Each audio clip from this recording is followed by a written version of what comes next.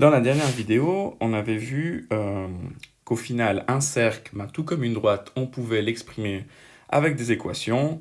On avait vu deux équations qui déterminent le cercle, l'équation cartésienne explicite en vert ici, et l'équation cartésienne implicite en rouge ici.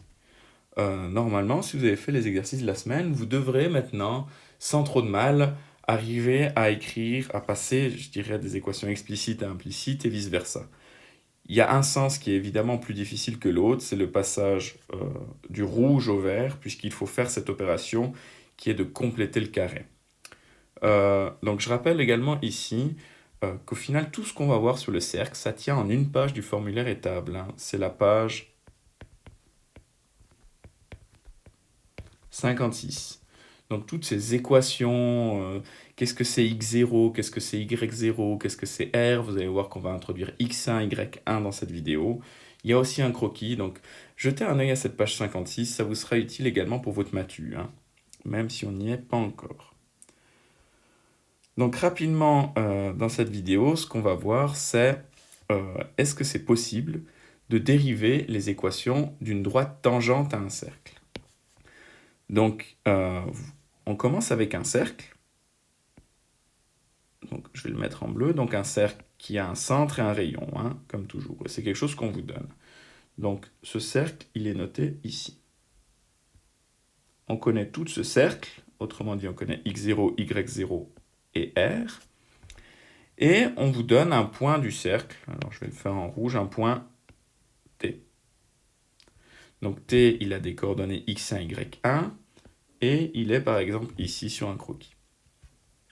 Eh bien, on va introduire une équation maintenant qui permet de calculer la tangente. Donc rappelez-vous, la droite tangente du cercle, c'est une droite qui passe par un point du cercle, ici le point T, mais uniquement par un point. Et pas, il ne va pas traverser le cercle. Donc en fait, elle est perpendiculaire au rayon du cercle en ce point. Donc voilà la droite, et puis peut-être, je peux vous mettre en évidence, ici, il y a bien un angle droit, c'est la définition de la tangente. Eh bien, cette droite, que j'ai tracé en vert, en fait, on peut la calculer si on connaît le cercle et le point de tangente avec cette équation. Donc cette équation, elle peut paraître compliquée, mais en fait, elle ne l'est pas vraiment. Qu'est-ce qu'il y a là-dedans si on regarde plus précisément?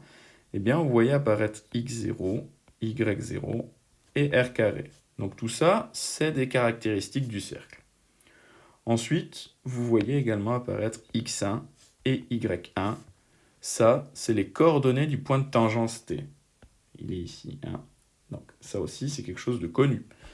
Et puis finalement, il vous reste, si vous regardez, il vous reste un x et un y. Donc si on calcule tout ça dans un cas concret, vous allez retrouver une équation d'une droite. Et cette droite, c'est la droite qui est en vert. Je vous propose de laisser de côté la démonstration. Alors vous pouvez la lire pour vous-même sans autre. Vous devriez être capable de comprendre, il n'y a rien de plus que des vecteurs là-dedans.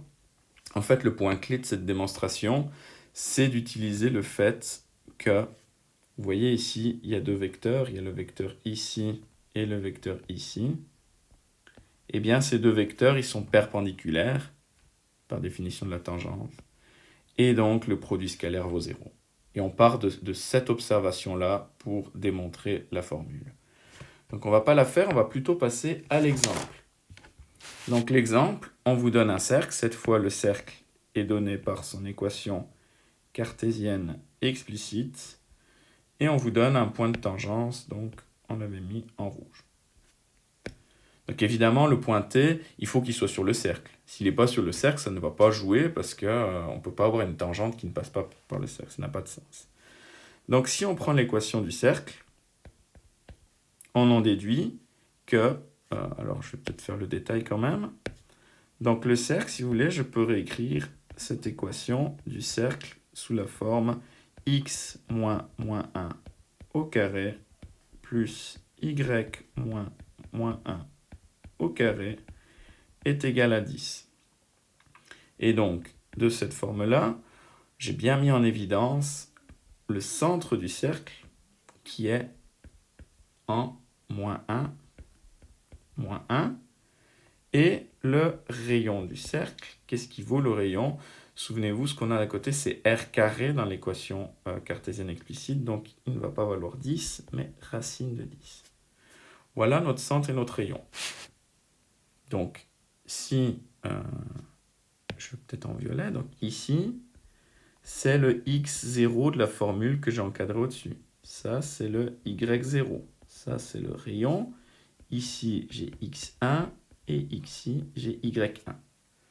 Donc, on va remplacer tout ça dans la formule. Alors, je vais peut-être mettre ça, c'est la formule 1. Donc, si je mets tout ça dans la formule 1, qu'est-ce que ça fait? X1, c'est 2, moins x0, moins 1, fois x, moins x0, moins 1, plus y1, c'est 0, moins y0, moins 1. Donc évidemment, tous ces moins 1, vous pouvez les faire de tête. Hein. J'essaie de faire le calcul le plus détaillé, mais c'est des choses qu'en général on fait de tête. Y, moins y0, moins 1, est égal à r carré. R, c'était racine de 10, donc r carré, ça va donner 10 à nouveau. Et puis maintenant, essayons de résoudre un peu ça. Donc 2 moins 1, ça va nous donner 3. 3 fois x moins 1, ça va donner x plus 1. Plus y moins 1, ça va nous donner, je le note, 1. Y moins 1, y plus 1, égale 10. On est bientôt au bout.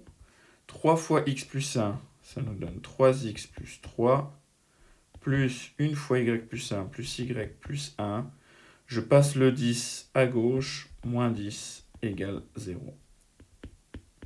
Finalement, je mets le 3, le 1 et le 10 ensemble, ça nous donne 3x plus y, plus 3 plus 1, moins 10, ça nous donne moins 6 égale 0. J'encadre cette solution. Alors, voilà l'équation de la tangente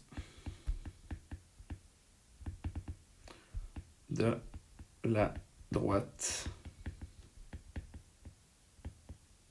Tangente au cercle et qui passe par le point T, en l'occurrence de 0 ici.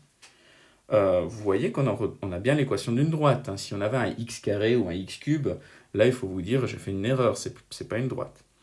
Ensuite, on va pas le faire ici parce qu'on n'a plus de place, mais si vous faites l'intersection, donc si vous prenez cette droite-là et vous faites l'intersection, disons que ça c'est une droite D, et vous faites l'intersection entre la droite et le cercle, comment faire l'intersection? On trouve x, y qui sont à la fois solution de l'équation de la droite et du cercle.